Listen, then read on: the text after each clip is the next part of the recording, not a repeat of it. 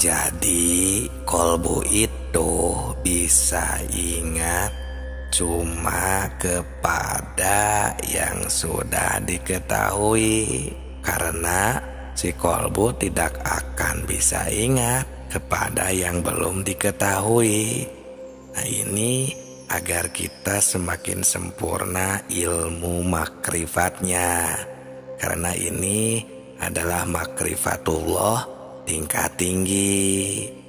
Nah, sahabatku, sahabat tilawah semuanya, ini urusan mengingat agar kita bisa makrifat dengan benar, sehingga bisa dirasakan oleh yang mengingatnya sendiri. Ini harus melalui proses tertentu seperti pelatihan, pengamalan, karena kolbu itu tidak akan bisa dibohongi. Jadi si kolbu bisa ingat cuman kepada yang sudah diketahui. Nah, pahami dengan baik. Kolbu tidak akan bisa ingat jika kepada yang belum ketahui. Yang belum diketahui, ya coba saja kita sama-sama rasakan. Apa bisa? Atau tanya hati kita masing-masing secara jujur. Apa bisa ingat kepada yang belum kita ketahui? Ini jawabannya ada di kolbu kita masing-masing. Untuk lebih jelasnya ada di kitab Sirrul Asrar halaman 80. Di situ dijelaskan, wa amanati jatu dzikrur ruh fahuwa musahadatu anwa'i tajaliyati sifati. Yang artinya, yang dikatakan zikir ruh itu ialah menyaksikan tajalinya sifat. Nah, di dalam keterangan ini ada kalimat zikir.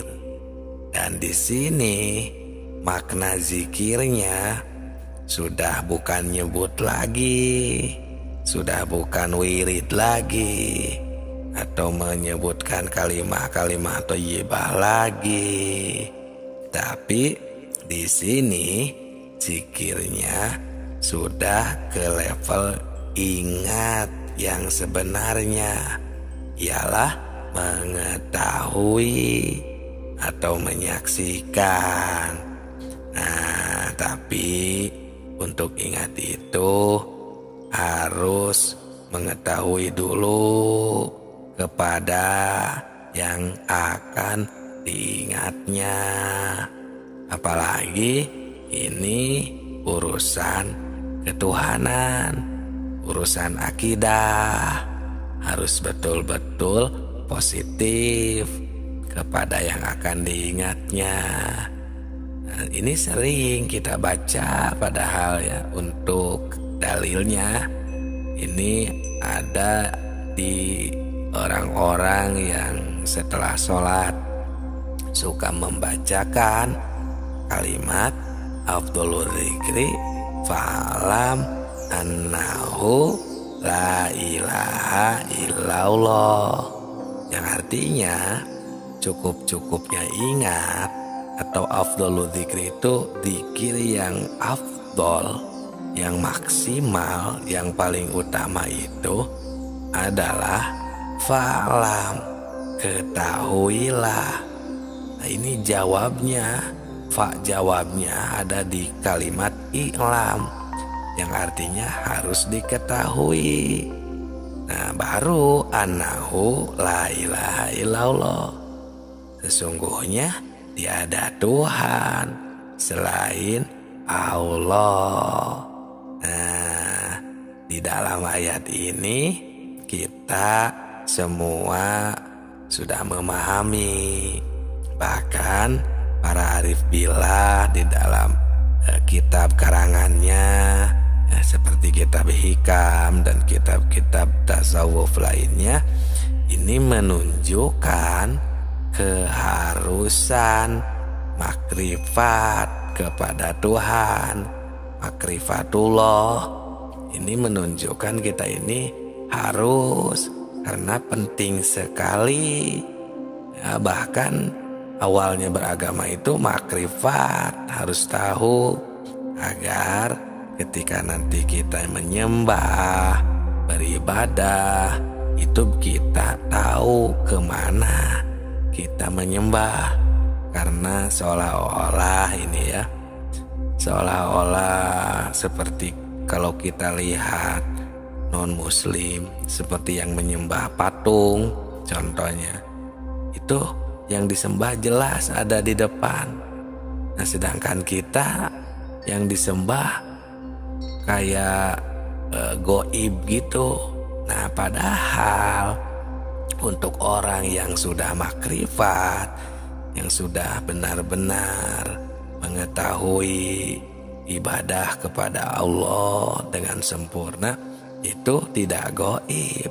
Allah itu dohir, nyata, ada di muhit ya, di sekitar, di semua. Karena Allah itu muhitun ala kulli syai'in qadir ya. Allah itu ada di semua ya ciptaannya. Karena ciptaannya itu adalah pasti tidak akan terpisah dengan yang menciptakannya. Seperti kita melihat orang yang sedang mencangkul, contohnya kita bayangkan orang yang mencangkul di tengah sawah. Nah bayangkan mungkinkah tidak jika cangkul itu bisa bergerak sendiri tanpa adanya yang menggerakkan. Nah seperti itulah ilmu makrifat juga tidak akan berpisah dengan yang menakdirkan. Selagi ada takdirnya, selagi ada ciptaan, ada kehidupan, nah itu pasti ada Allah, ada Tuhan yang menakdirkan. Nah inilah ilmu makrifat, inilah zikir yang sebenarnya. Karena zikir itu adalah ingat ya, bukan hanya nyebut, bukan hanya berbicara, tapi kita mengetahui, tahu dan bersaksi bahwa Allah ada, bahwa Allah lah yang menakdirkan, bahwa Allah lah yang mewarnai sebuah makhluknya yang terdapat warna. Contohnya warna buah yang merah, Allah yang menghendaki, menakdirkan si buah itu berwarna merah. Nah itu harus benar-benar memakai amrun jauki atau perasaan yang mendalam sesuai dengan bukti ya. Walaupun pengertian orang lain banyak yang menyalahkan, tapi kita harus yakin karena ketika ada ciptaan itu pasti ada yang menciptakannya ya. Jangan sampai diakui kita yang menciptakannya, karena kita juga jika kita tidak diberi hidup, diberi nyawa, diberi bisa gerak, melihat dan mendengarkan, kita tidak akan bisa menciptakan sesuatu. Jadi semuanya adalah Allah Subhanahu wa Ta'ala. Billah, minallah, lillah, Allah ya, semuanya oleh Allah, dari Allah, milik Allah.